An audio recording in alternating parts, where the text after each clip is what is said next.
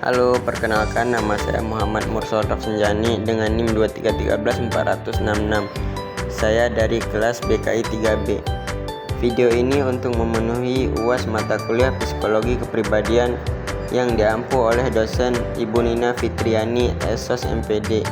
Di sini saya mengambil judul Psikoanalisis Klasik menurut Sigmund Freud. Semoga video ini bermanfaat bagi kita semua. Selamat menyaksikan. Teori psikoanalisis. Teori psikoanalisis pertama kali diperkenalkan oleh Sigmund Freud pada akhir abad ke-19 hingga awal abad ke-20. Psikoanalisis merupakan pendekatan yang mengutamakan pentingnya bawah sadar dalam memahami kepribadian dan perilaku manusia. Sigmund Freud berhipotesis bahwa banyak gangguan mental yang tidak bisa dijelaskan secara fisik disebabkan oleh konflik bawah sadar yang tidak terselesaikan. Pasien yang menunjukkan gejala seperti kecemasan, depresi, atau histeria seringkali tidak memiliki penyebab fisik yang jelas. Sigmund Freud menyatakan bahwa manusia terdiri dari 3 lapisan kesadaran, yaitu yang pertama yaitu sadar atau konsius. Sadar atau konsius adalah keadaan mental di mana kita menyadari diri sendiri, lingkungan sekitar, dan pikiran kita.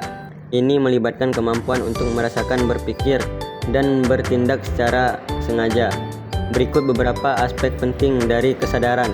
Yang pertama, subjektivitas. Kesadaran bersifat subjektif, artinya setiap orang memiliki pengalaman kesadarannya sendiri. Terus, kesadaran diri. Kita menyadari diri kita sendiri sebagai individu yang terpisah dari lingkungan sekitar. Kognitif. Kesadaran yang melibatkan proses kognitif seperti perhatian, ingatan, dan penalaran. Yang terakhir, emosional. Kesadaran juga melibatkan pengalaman emosional seperti kebahagiaan, kesedihan, dan ketakutan. Contoh sederhana dari kesadaran adalah ketika kita melihat warna merah. Kita menyadari bahwa kita sedang melihat warna merah dan juga menyadari bahwa kita adalah orang yang sedang melihat warna merah tersebut. Yang kedua ada prasadar atau prekonsius. Prasadar atau prekonsius merupakan keadaan mental di mana informasi atau pikiran berada di luar kesadaran kita saat ini, tetapi dapat dengan mudah diakses dan dibawa ke kesadaran. Bayangkan seperti informasi yang disimpan di rak belakang. Pikiran kita siap untuk diambil saat dibutuhkan. Berikut beberapa contoh dari prasadar, yaitu ingatan tentang kejadian masa lalu yang tidak sedang dipikirkan saat ini, tapi dapat kita ingat kembali jika kita mengingatnya. Misalnya nama jalan tempat tinggal kamu di masa kecil atau nama guru pertama kamu. Pengetahuan atau fakta yang kita ketahui tetapi tidak sedang kita pikirkan. Contohnya rumus matematika yang pernah dipelajari atau nama ibu kota negara-negara tertentu. Keinginan atau motivasi yang tidak sedang kita sadari saat ini, tetapi muncul ke permukaan jika dipicu oleh sesuatu. Misalnya keinginan untuk makan coklat saat melihat iklannya. Berbeda dengan sadar yang merupakan fokus perhatian kita saat ini. Prasadar adalah ruang penyimpanan bagi informasi yang disiapkan untuk dipanggil ke kesadaran kita. Yang terakhir, bawah sadar atau unconscious. Bawah sadar atau unconscious adalah bagian dari pikiran kita yang tidak dapat diakses secara langsung dengan kesadaran. Ini seperti ruang bawah tanah. Pikiran kita berisi informasi, keinginan, dan pengalaman yang tersembunyi dari kesadaran kita. Beberapa ciri khas bawah sadar yaitu tak terjangkau. Kita tidak dapat mengakses informasi di bawah sadar secara langsung, hanya bisa dalam bentuk mimpi, selip lidah, atau melalui terapi. Motivasi tersembunyi.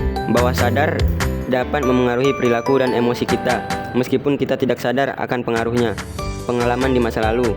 Bawah sadar menyimpan pengalaman di masa lalu, terutama yang traumatis atau menekan, yang dapat memengaruhi perilaku kita di masa sekarang. Simbolisme. Bawah sadar berkomunikasi dengan kita melalui simbol-simbol dalam mimpi, kesalahan, atau perasaan yang tidak dapat dijelaskan. Contoh sederhana, selip lidah. Jika kamu ingin mengatakan selamat pagi, tetapi malah mengatakan selamat malam, ini mungkin karena bawah sadar kamu sedang memikirkan hal lain. Mimpi seringkali merupakan refleksi dari keinginan, ketakutan, atau konflik yang tersembunyi di bawah sadar. Penting untuk dipahami bahwa bawah sadar bukanlah tempat yang jahat atau menakutkan, tetapi merupakan bagian penting dari pikiran kita yang membantu kita berfungsi. Freud percaya bahwa konflik di bawah sadar seringkali mencerminkan keinginan yang bertentangan, dan hal ini bisa muncul dalam bentuk mimpi, kesalahan berbicara, atau gangguan mental. Tujuan utama dari terapi psikoanalisis adalah untuk membawa konflik-konflik di bawah sadar ini ke permukaan kesadaran, sehingga bisa dipahami dan diatasi oleh individu. Struktur kepribadian.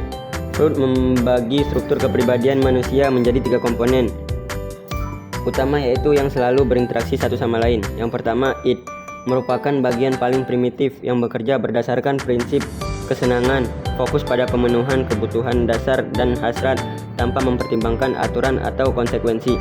Yang kedua, ego.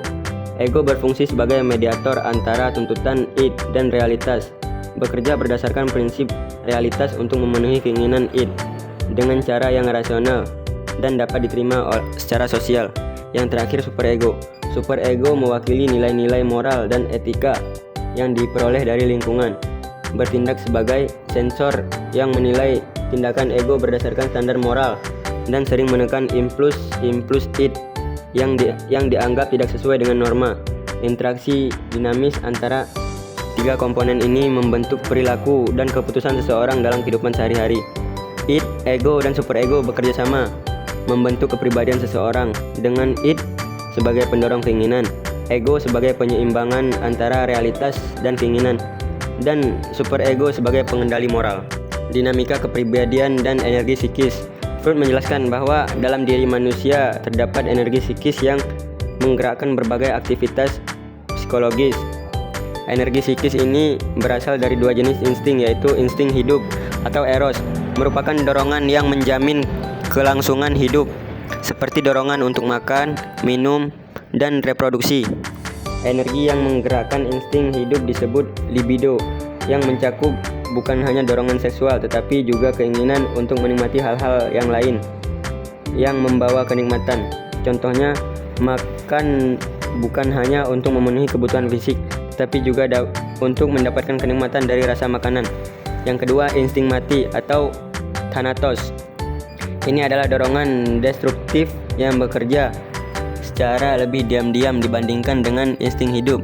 Freud berpendapat bahwa pada tingkat bawah sadar semua individu memiliki dorongan untuk kembali ke keadaan tenang dan mati.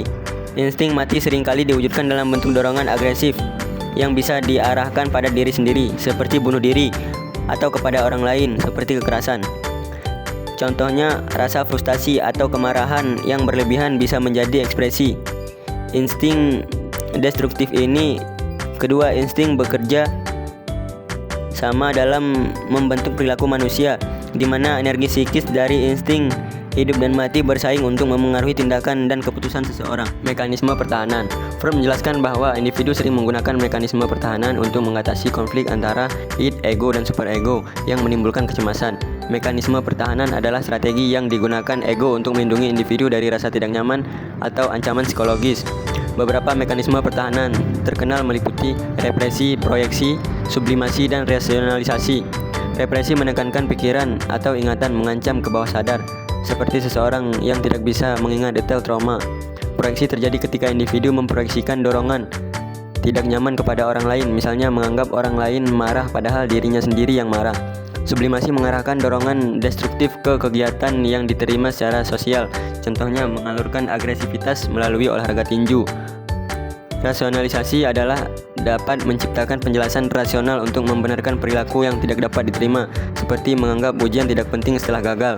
Meski mekanisme pertahanan membantu mengurangi kecemasan akibat konflik internal, penggunaan berlebihan dapat menghambat individu menghadapi masalah secara sehat. Kesimpulannya yaitu, ini teori Freud menekankan bahwa perilaku manusia sangat dipengaruhi oleh konflik di alam bawah sadar yang melibatkan interaksi antara id, ego, dan superego. Mekanisme pertahanan berfungsi untuk mengurangi kecemasan, tetapi juga dapat menutupi konflik yang harus dihadapi. Terapi psikoanalisis bertujuan untuk membawa konflik bawah sadar ini ke permukaan agar bisa diselesaikan dan membantu individu mencapai keseimbangan psikologis. Sekian dari saya, cara terbaik untuk mengerti dengan menjalani. Terima kasih.